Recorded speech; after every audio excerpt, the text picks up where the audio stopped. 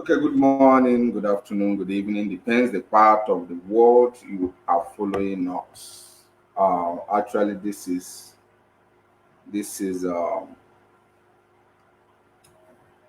new account opened. We don't expect much traffic as such anyway, but we understand that virtually all our 3 accounts are currently blocked by Facebook, which we're expecting on 4th or before, on or before 4th of next month. I think this week, hopefully, they're going to unblock it and allow us to reach out to people reach out to Biafran people all over the world. So this is mainly a, a virgin account, so to say, so which we are trying to do something on it. So we don't expect more traffic anyway.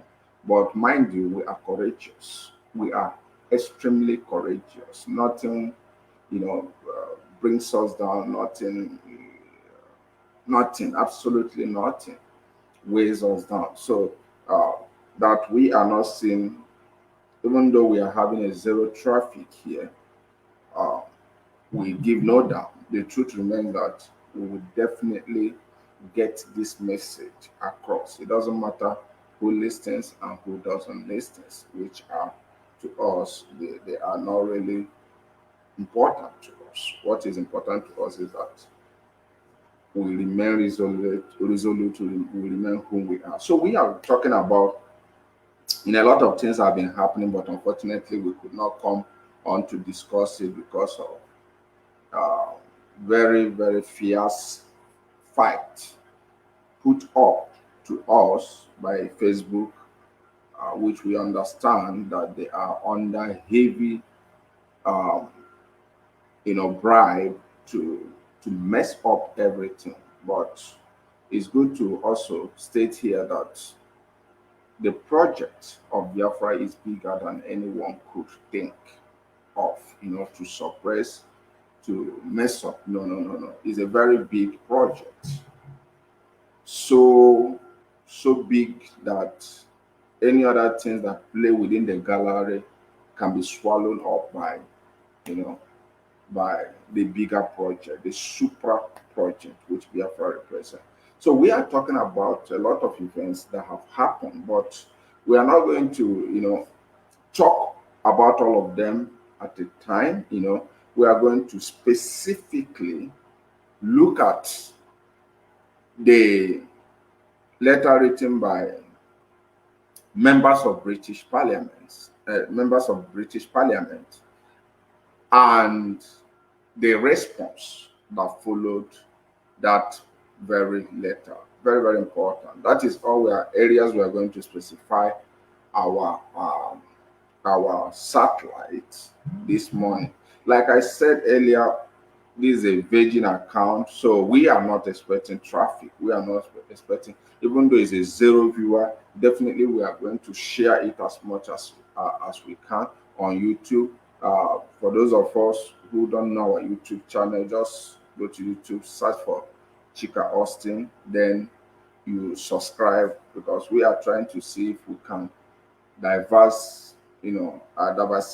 our channels of information dissemination, so that when we are being suppressed on one, we can as well keep on moving in another. This is a war, is a battle we are in. We understand it and we take it as such from Adam. Make no mistake about that. We know the cost of what we are in.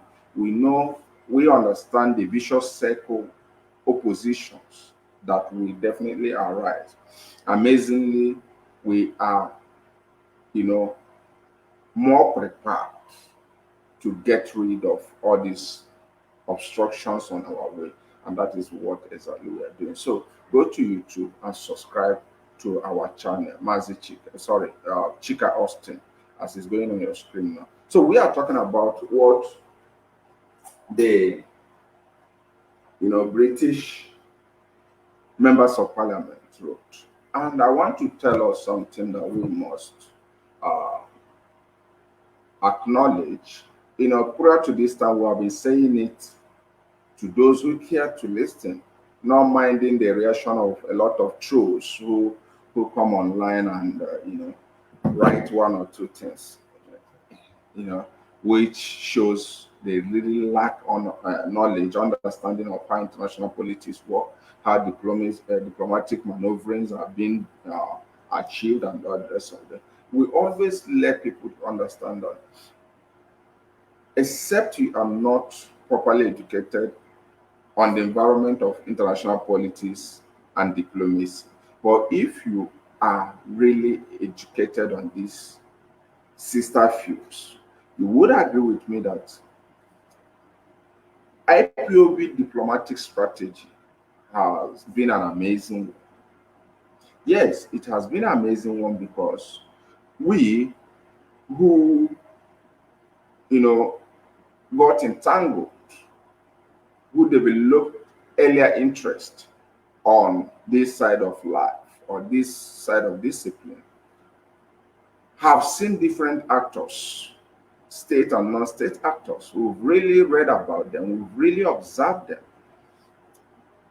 And we can vividly tell you, without missing a word, that what IPOB is doing on international stage is banal, is exceptionally outstanding and unique. It is exceptionally outstanding because it is not common in African geopolitics. It is unique because in the history of freedom quest, none of them, absolutely none, had took it as a responsibility to build various edifices IPOB earlier built. And one of those edifices is media. I stand to be challenged.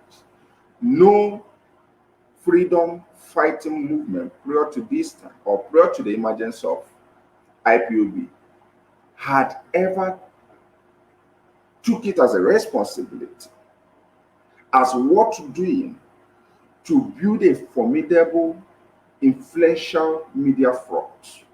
And it's really amazing. And is also a key, a strong key, that makes her indestructible, that makes her unrelegated, that makes her,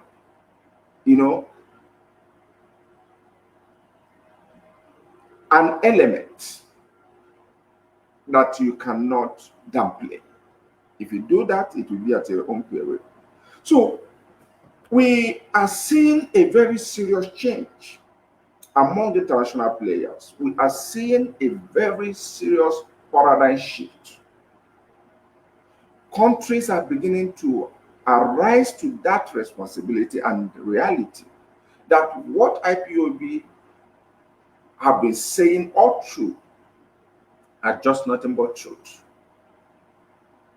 And remember, these people or these players of international politics who are waking up to this reality wouldn't have acknowledged this wonderful submission by IPOB if not to that very fact that IPOB maintained consistency in truth dissemination.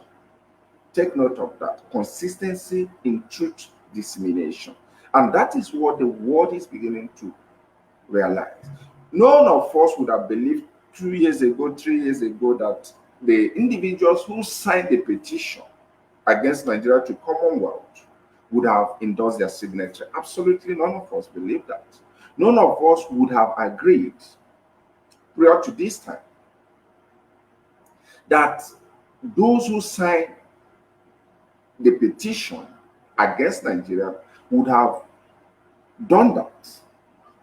The question we have to ask, what led to the change of mindset? Why did these individuals in Britain, Parliament, suddenly decided to take a stand, to see from the telescope at which IPOB is viewing things?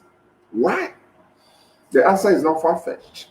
It's as a result of combination of two things: media influence at the disposal of IPOB, and of course, sound diplomatic resources at her disposal. Let me show you names of those who signed the petition against the Nigerian state in Commonwealth. Very, very important, so that you understand what we are talking about. Now, if you look at the characters, I just projected them, these individuals who signed. If you make a research on them on individual notes, if you study about them individually, you will know the deep mess Nigerian government is. Benos Cos, Lord Anton of Liverpool. I'm just mentioning names. Take your time, Google about the profiles of these individuals. Then you will understand why Gabashew was too impatient to write his long essay attacking IPOB.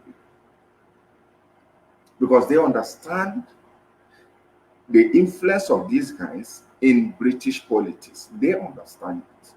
No, so Baroness Cos, Lord Anton of Liverpool, Baroness Kennedy of Shaw's, QC, Jim Shannon, Member of the Parliament, MP, Lord Williams of Wistemont, a former Archbishop of Canterbury.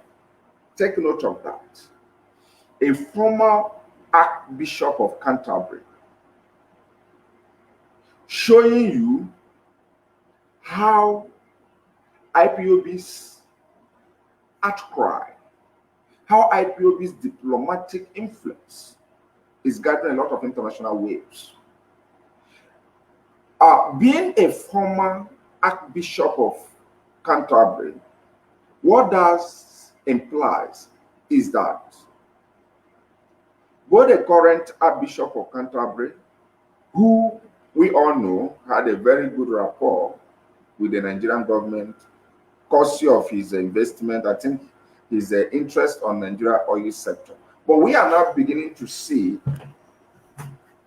a kind of a UK that is divided in terms of opinion. And that is exactly a wonderful key. Because we have all this while have a conservatively pro-Nigerian UK. Remember, before IPOB emergence, everyone in UK just talks about one Nigeria. Nobody wants to hear. Nobody wants to hear about any quest for freedom. But with what we are seeing now, it shows that that block, there is a strong scissors that has passed through that barricade, and is amazing. So a former Archbishop of Canterbury and Lord Carey of Clayton, also a former Archbishop of Canterbury. So we are now having people from the state-controlled religion, make no mistake, which is Anglican, Anglo-Communion. We are now having people who are beginning to see things, who have a reasonable influence on the state. I'm talking about British state religion, which Anglican stands for. We are now having people from that angle, and make no mistake, remember the same Anglican have a lot of influence as a result of reasonable number of people in Nigeria who are of Anglican communion or Anglo communion. Now, others are Dr. Christopher Coxsworth, Lord Bishop of Coventry, Philip Mustafin, Lord Bishop of Truro, Lord Stoddart of Swindon, Lord Anderson of Swansea, Lord Gamek. Is not finished. We are talking, I'm telling you, people who signed the petition against the Nigerian state. And the reason why you are seeing all kinds of outbursts against IPOB, because the federal government believes that these guys were all lobbied by IPOB. That is their belief. I don't know how factual that might be, and that is not what I'm here to discuss. But the truth remains that they alleged that all these high-profile individuals who are deeply influential in British politics, in Anglo politics, and by extension, Commonwealth member states, that these guys are being lobbied, are being influenced by IPOB. Now, others are Sir Geoffrey Nice, QC, Ayo Adedoyin of International Organization for Peace and Social Justice, and Ewelina Ocha of Collusion for Genocide Response. You can now see, apart from members of parliament, there are civil society organizations who equally endorsed the petition, who signed. And one among them is Coalition for Genocide Response.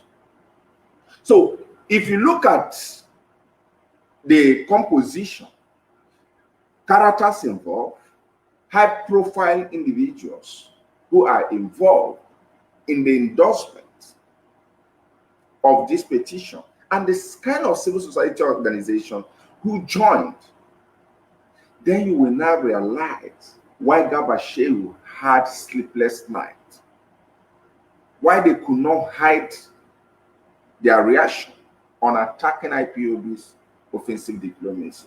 Because if an organization like Coalition for Genocide Response is involved, it shows that down in the minds of top British politicians, what is happening in Nigeria now is now seen or pictured as genocide. I think you can now understand what we're talking about.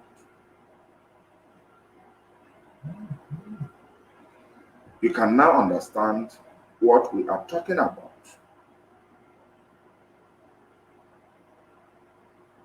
Do you understand? You can now understand what we are talking about. Because if you look at the quality of these individuals we are talking about here, you will now find out that they are all high-profile individuals and very serious civil society organizations, international civil society organizations, calling for attention. And also, if you also look at some of the things they said, let's see some of the things they said. Very, very important. Very, very important. We might not have a holistic analysis of the entire picture or entire gallery, but the truth remains that we are trying to at least build up a landscape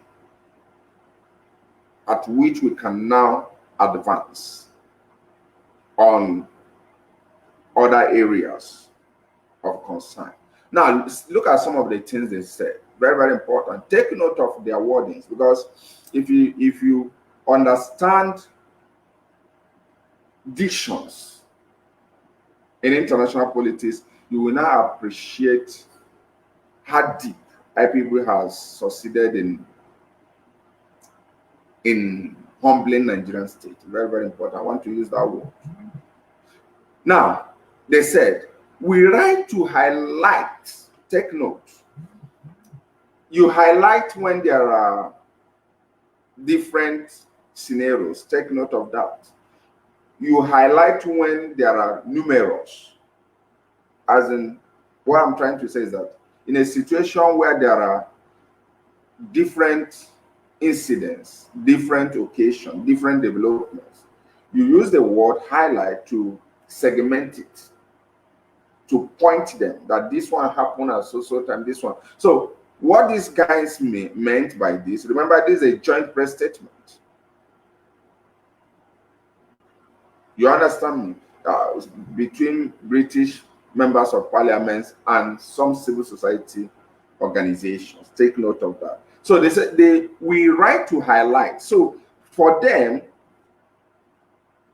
all the series of petitions put up by IPOB and others were received in a good faith.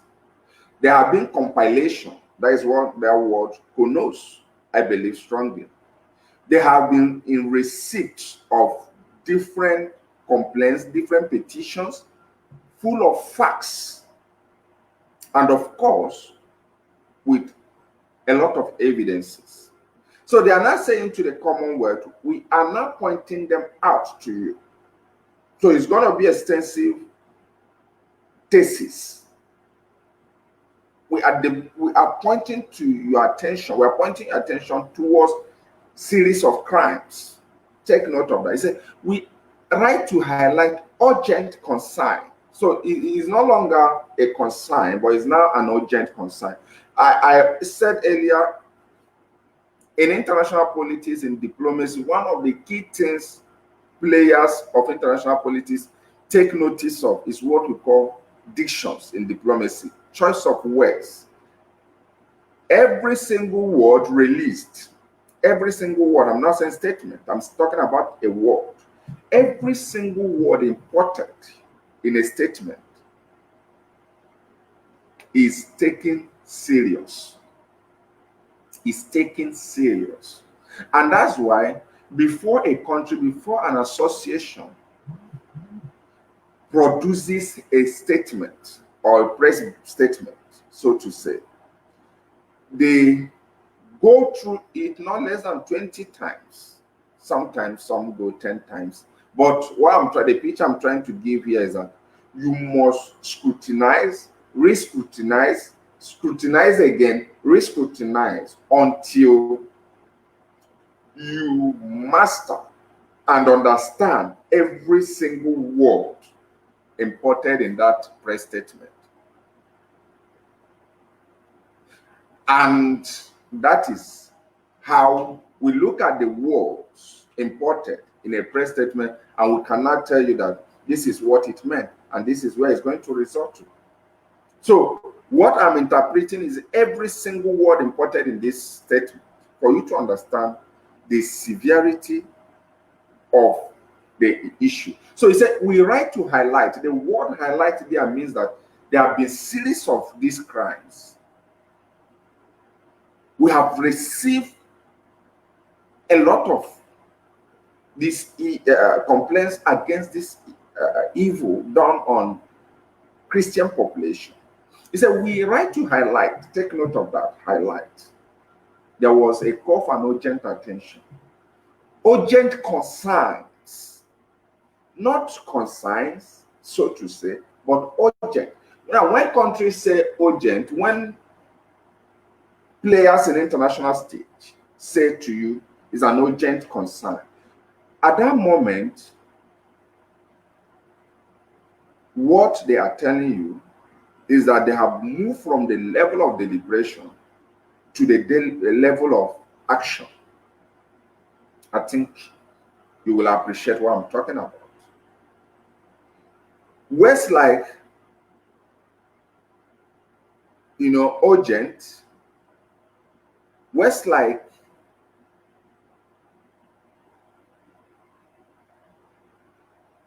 serious concern. When you hear the words like urgent concern, serious concern, please, for those of us who are viewing, I hope you are getting us loud. Very, very important. I should even confirm that. Okay, we are coming loud and clear.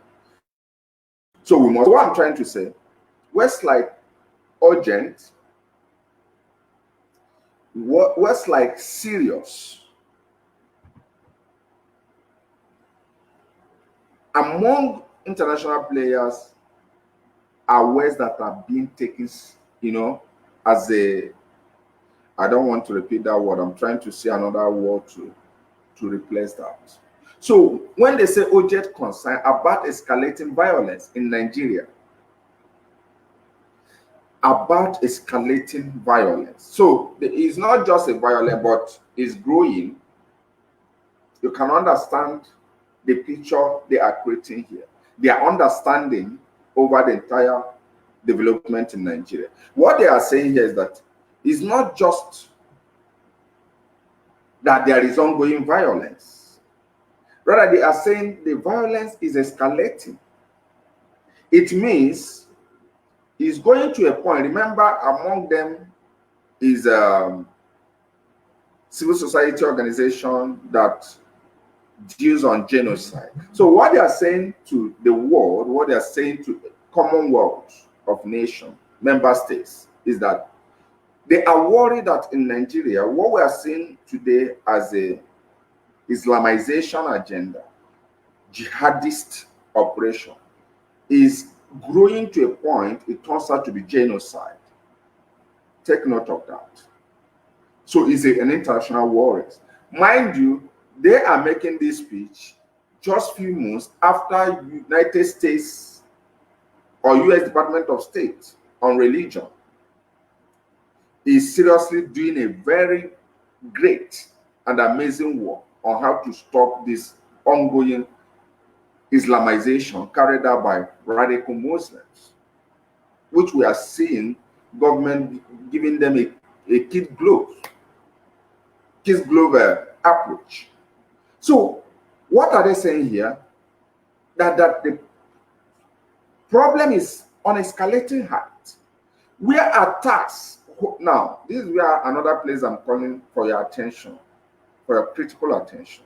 He said, where attacks led by one Boko Haram, Fulani headers, and other Islamist militia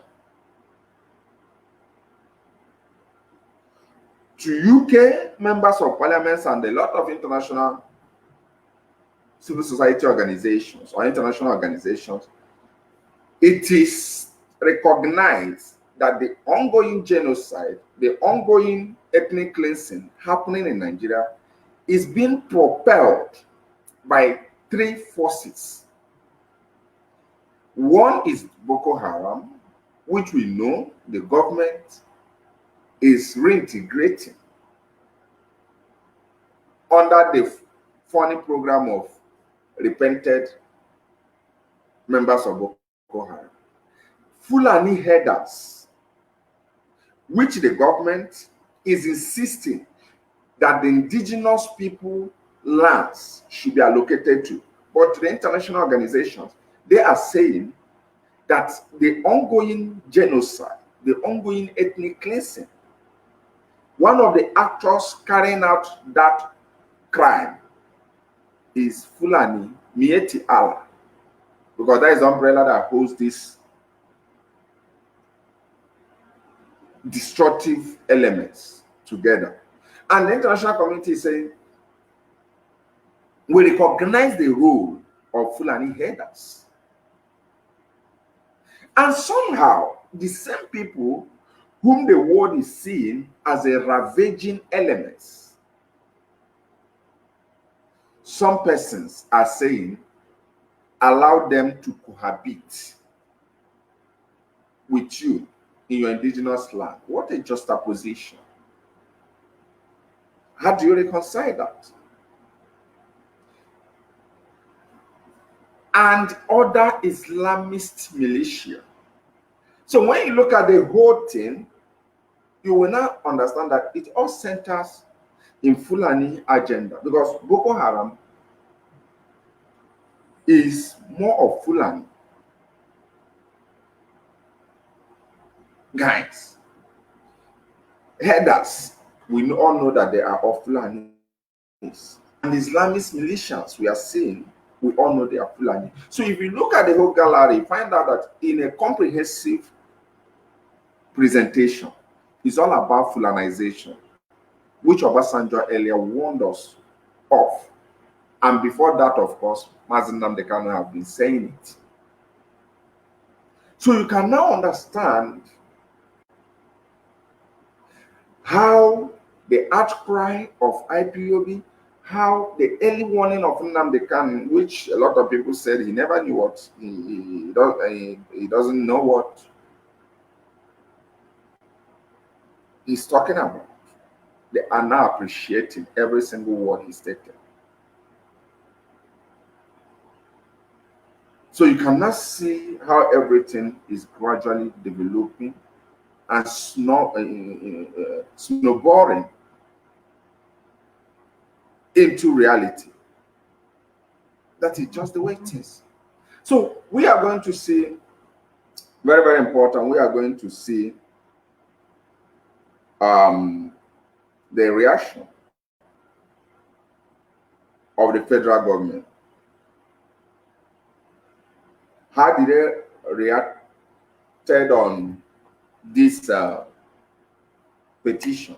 Because if UK has taken this position, or noble men, high-profile men in UK have taken this position, and it's important for me to also say, from the petition, there was nowhere they mentioned IPOB. Take note of that.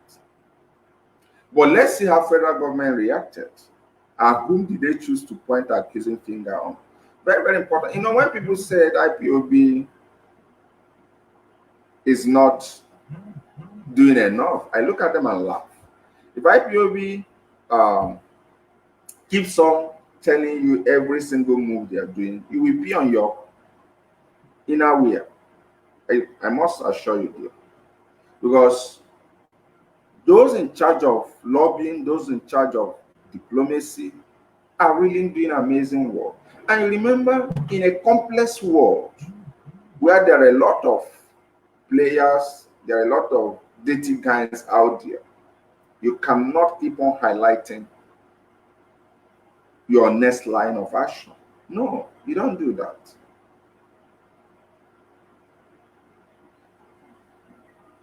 Understand me? You don't do that.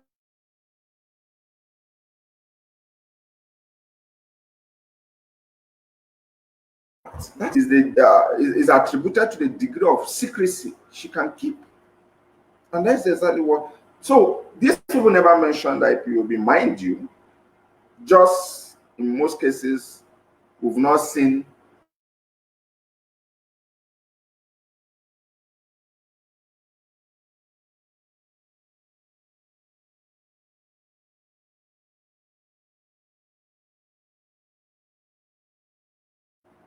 some, just like in most US Department of States, in some sensitive issues, they skip mentioning IPOB. But it amazes everyone who cares to know how, when these people don't mention IPOB, federal government says, no, whether you mention IPOB or not, we know they are the ones behind this. Doesn't that amaze you? You understand me? Of course. Very, very important. How is it that this as movement, these international figures, high profile individuals don't mention IPOB, but when it comes to response, federal government says no, whether you mention IPOB or not, we know they are the ones lobbying and doing all these things. So what that implies is that, remember, federal government have a lot of ears. They have people who tell them, see, look, these guys are doing a good job. They are smartly penetrating. They have feedback agents all over the world. They have people who give them feedback. They pay these guys to brief them, tell them how advanced IPOB have done. So when these guys don't mention IPOB, they are reporters. Their best all over the world keep telling them, look, these guys are the ones bringing the attention of these individuals to all this. So let's see how federal government responded. Very, very important. How she responded to the whole thing. They first of all said blah, blah, blah, blah, a lot of things, and in concluding part, they said another signatory to the letter, this federal government speaking, is really, really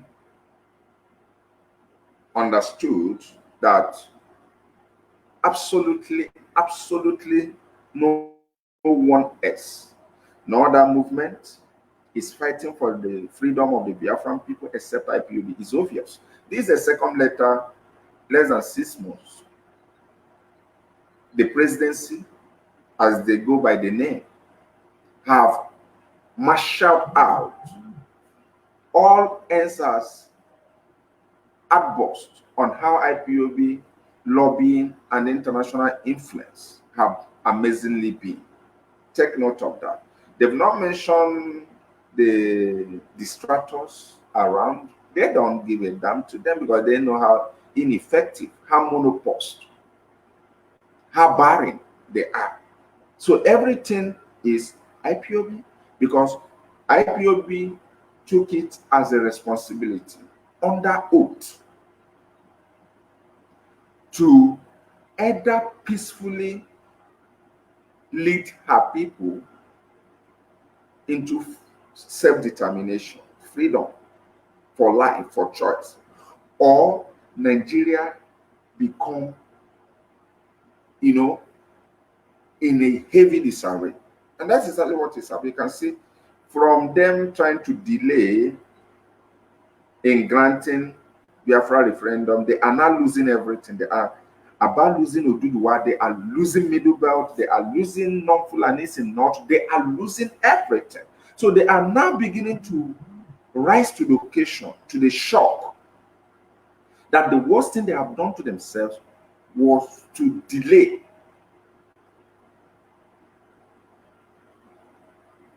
the earlier demand for Biafran referendum. You know, Nnamdi Kanu will always say, if they delay, Somalia will be better than Nigeria. Because of the delay they are making, you can see they are virtually losing other components of the contraption. So let's see how they responded. He said another signatory to the letter is well known. Take note of that. When known. So to the federal government, IPOB is popular. Is a well known. Now, what does that imply? You see, whatever you're doing, I think this message directly goes to every hardcore, every sincere for Adia who is committed for our quest for freedom. This message goes for you. You don't give a damn how people talk down to you today over this noble project. E.H. Carr, one of the great British historians, once said that opinion is free, facts are sacred. In our indigenous aphorism or adage, we say, or many it's as simple as that. So if you look at the whole thing, this is once miscreants group who were described, insulted, abused, arrested, killed, maimed, denied our rights. In fact, there was a vicious circle suppression on us. People mocked us. People were just sitting on the fence at the gallery mocking us. But today, look at the press statement, look at the wordings of federal government. It said, another signatory to the letter is a well-known to be associated with. So what they meant here is that all their intelligence report, all those they rely on, everybody was telling them, listen, that this letter was written by IPOB, because the statement said another signatory to the letter is well known to be associated with the indigenous people of Biafra. So all their intelligence sources, everyone is pointing to the fact that, see, these people are reacting to IPOB's lobby, IPOB's influence. And of course, when we talk about lobby, this is what I need to really break down a bit here. Lobby does not necessarily mean giving out money. As in the case of Nigeria, Nigeria understanding of the term of lobby is money, and that is where they make it. It does not necessarily mean money. Sometimes we use our media edge, because it's an edge, it's an advantage. We use our media edge for lobby. Do you know some of these individuals, we give them not less than 50, 100,000 Twitter reactions in a day, and they cannot overlook it. Because when we talk about lobby, people think it's money. No. Nigeria can spend the money because she does not have the other edge we have, which is media edge. IPOB can call, can say, okay, today, Boris Johnson, we are going to talk about Biafra on your page, whether you like it or not, and we give him 5 million tweet on a particular subject. So tell me how he will just ignore that. This is a part of lobby. And we are proud we have such an edge. It's part of our strength. It doesn't matter how anyone thinks about it. So he said another signatory to the letter is well known to be associated with the indigenous people of Biafra, a Nigeria blacklisted terrorist. So to them, the world doesn't know about their childish so-called backlist or proscription. You see a great contradiction. The world is writing to Commonwealth, acknowledging Boko Haram, Fulani, Miyetti Allah, and other Islamist groups as the real terrorists. And these people are replying to the world, not defending why these people are not terrorists. They don't care to go to that way. They are not telling the world, no, we have people we see as terrorists, which are just like me. I'm here analyzing, putting on my intellectual input, as somebody who never had a O-level certificate will say I'm a terrorist. Doesn't that sound fun? It's a great juxtaposition. What a contradiction. The word is telling them that your brethren are the killers, they are the murderers. And instead of them to discuss that issue, somebody raised an issue of concern, and they're trying to divert attention. A Nigerian blacklisted terrorist. So are you not telling me that you are admitting before the world that your proscription on IPOB does not enjoy international support, not even from Benin Republic? What a shame. What an admission to an irredeemable failure that a state actor like Nigeria proscribed IPOB, and no single country, not even Benin, I'm not saying Benin is small, but permit me to sound that way anyway, could endorse or support that submission. You can see. You can see how childish.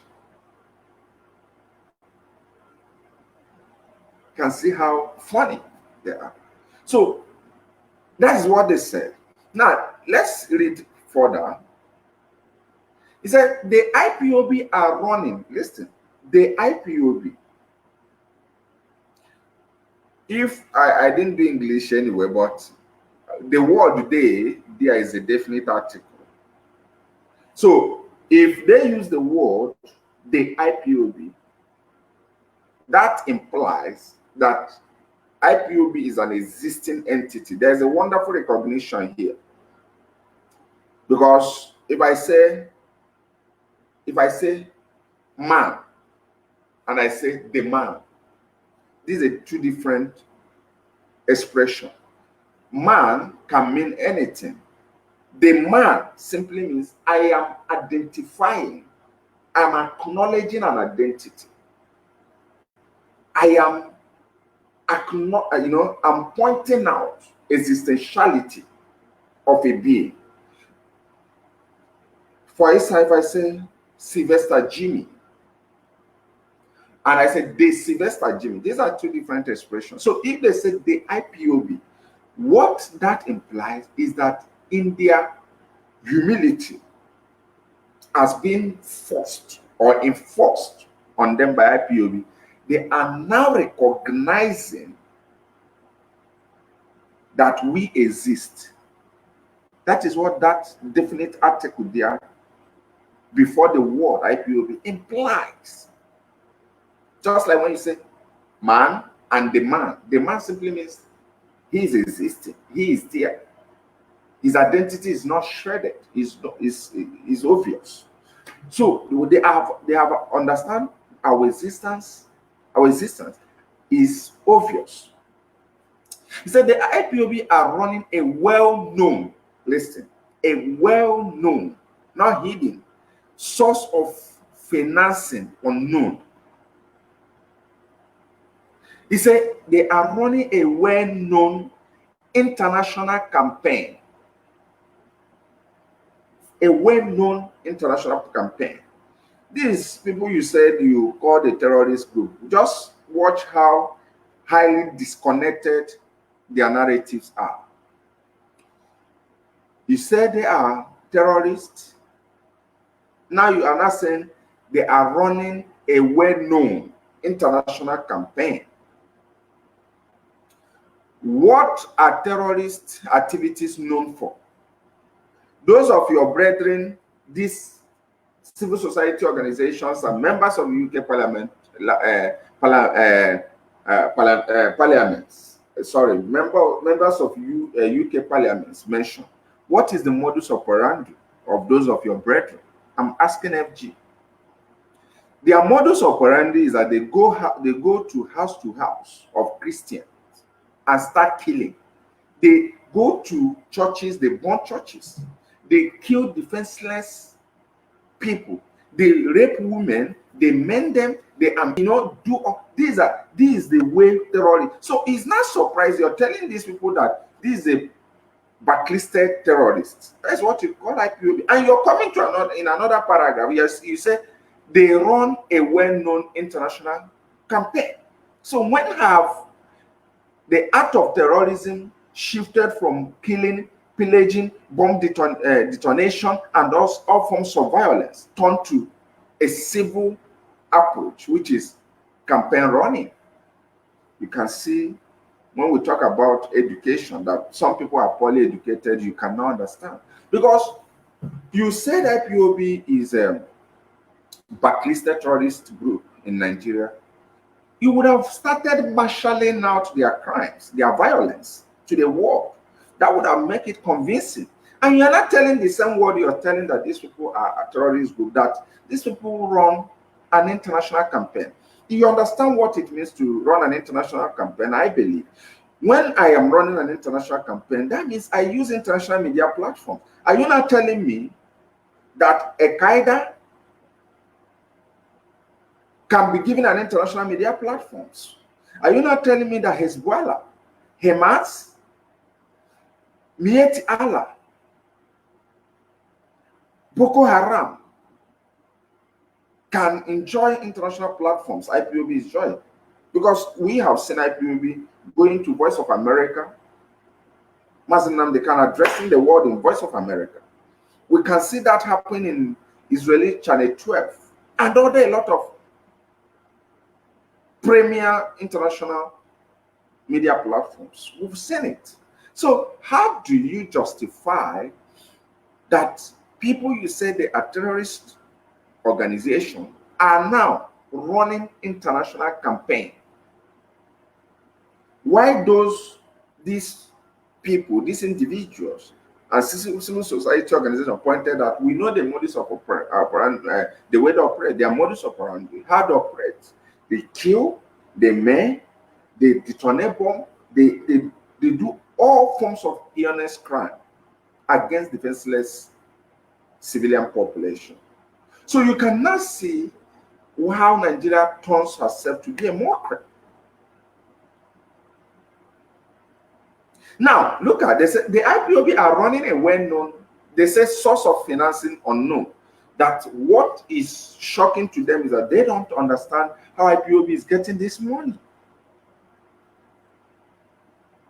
Doesn't that put a mockery to Nigerian Intelligence Agency, NIA, Department of State Security, and other sister intelligence agencies?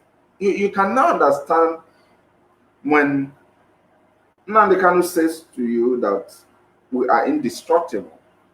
You cannot understand how we are a mystery to a lot of people. Because Nigerian government is saying source of financing unknown, that they have tried to know how IPOB gets these millions of dollars. That none of their intelligence agents can phantom how it goes. Now, see another place they shoot themselves on the feet. Although I understand how they crafted this civil and decent press statement, because they understand that this is a response to a civilized nation, members of UK Parliament, and a lot of international civil society organizations. So they are careful what they say, extremely careful. If not, assuming they were responding to one Ohanese person, they would have just opened their mouth uncontrollably loose and spill out garbage. But they are careful because they know those they are writing will file their response. So they are very careful, extremely careful. It was written with all sense of carefulness. Review of the world. They said the IPOB are running a well-known international campaign.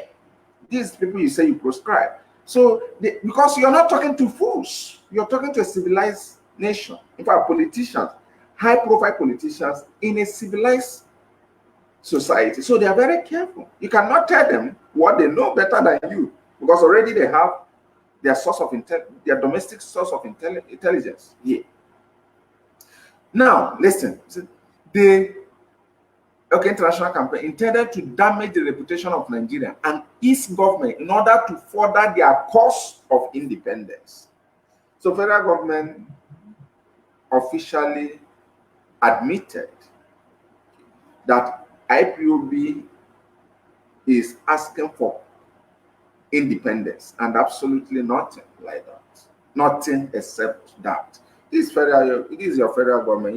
When all these online trolls are just jumping all over there, I look at them and laugh. This is the official position of your government, admitting that they are killing IPOB members because of their quest for independence. They are jailing us, imprisoning us, doing all sorts of dehumanizing things on us because we are asking for independence.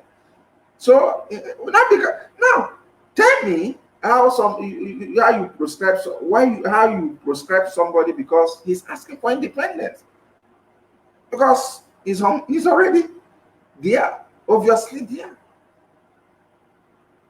So you are not telling the world that the prescription is because these people are asking for independence. Isn't that amazing? Good. Let's read ahead. Now they said the IPOB barely mentioned, listen, the IPOB barely mentioned their aims in their publicity. That we hardly mention our aim. Now, if we don't mention our aim as you allege or as you claimed, how did you arrive to the point above that we are we are furthering the cause of our independence? How do you reconcile that? You say we barely mention our aims in our publicity, and I ask, then how did you, Mr. Gabashew, how did you arrive at your submission above that we are furthering our cause for independence? You got it through our publicity. Man, I wonder whether people have what we call cognitive strength in minds. It's really shocking that from paragraph 1 to the next connecting paragraph, there's a lot of, disconnecting and disagreeing lines. You said we don't mention our publicity. Then above you said we are doing all we are doing because we want independence. So how did you know? How did you know? Just explain. Okay, let's read ahead. Now, neither do they mention that their own leadership does not claim to be a Christian. So funny. Can you see how people left questions that were raised talking about another thing? That Mazi Nnamdi Kanu is not a Christian, he's a Jew, we all know. But remember, Biafra population is a Judo-Christian population. Make no mistake about that. So he is not, as you think, basically fighting on religious angle. He is fighting for humanity. This is how people have lost their sense of judgment. He is fighting for survival of humans. Not basically, we have seen him condemning attacks on Shiites, does it mean he's a Muslim? We have seen him condemning attacks on some Sunni Muslims. Does it mean he's a Muslim? We have seen him condemning attacks on Christians. Does it mean he's a Christian? I don't just understand. It's whether government telling us that you must condemn something when it's affecting your religious lineage, so to say. You cannot say funny. Now, they said the IPOB barely mentioned their aims, neither do they mention that their own leadership does not claim to be Christian. Let's read ahead. Yet their media and lobbying campaign, you see one of the things they acknowledge as a wonderful tools in our hands. He said, yet their media and lobbying campaign, so they know the efficacy of our media arm. Kudos to you guys who are there doing it for motherland. Kudos. He said, yet their media and lobbying campaign has focused near exclusively on promoting matters related to Christianity in Nigeria. So the federal government is technically saying that IPOB has even replaced CAN.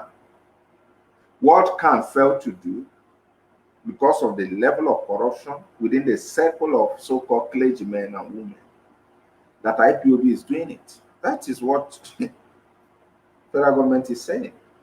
Yet their media, very powerful, and lobbying campaign has focused near exclusively on promoting matters relating to Christianity in Nigeria.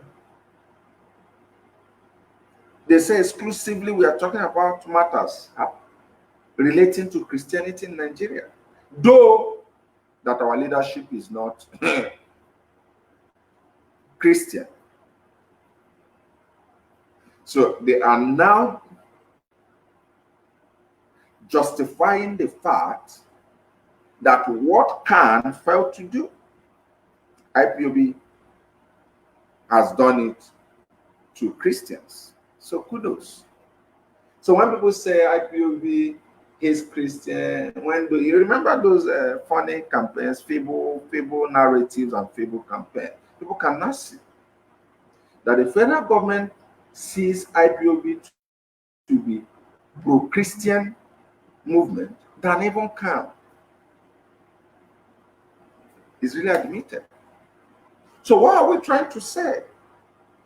This is a clear indication that once known as a giant of Africa is fading away before every one of us. And make no mistake, international communities are keenly observing every single development. Every single development. This morning, I woke up to read what Osibanjo said, the vice president, that our house will break up if nothing is done urgently, that Nigeria will break up. And surprisingly, I heard of Ohaneze saying today, I read it. Today being 28, Ohaneze on Daily Sun, saying that no going back on Biafra. Just the way Fede said, no going back on Oduduwa. So what are we trying to say? We can now understand that our consistency, our resoluteness, and above all, our rejection for anything that has to do with corruption.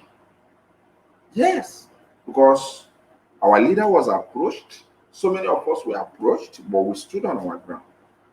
Is now making those who insulted us earlier to line behind us.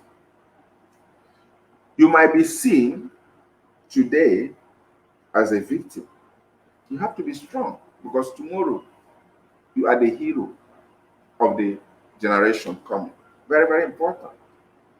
If you stand steadfastly to the end, definitely your generation, your children will ever be grateful for what you did for them. All we must maintain is focus, resolute, and above all, be as pious as we can, believing in what him only can do for us. Without him, believe you me, we are absolutely no one. So please do not forget, because we have come to the end of this program. We are going to be doing it harder. I wish our YouTube channel, Chika Austin, have reached to the point I can stream live. That's why you have to really help us out so that we can build other escape routes based on what Facebook have chosen to do to us. Go to my YouTube page, which I will upload this video there, Chika Austin. Just subscribe. Encourage people to subscribe also. Share as well, so that we have a backup, an easy channel. Facebook blocked my 3 accounts just to restrict us from talking. But we must continue. But if we don't do it for ourselves, nobody can do it for us. So from here, I want to say stay strong, stay safe, and above all, remain focused. From here, it is good morning, and do enjoy yourself.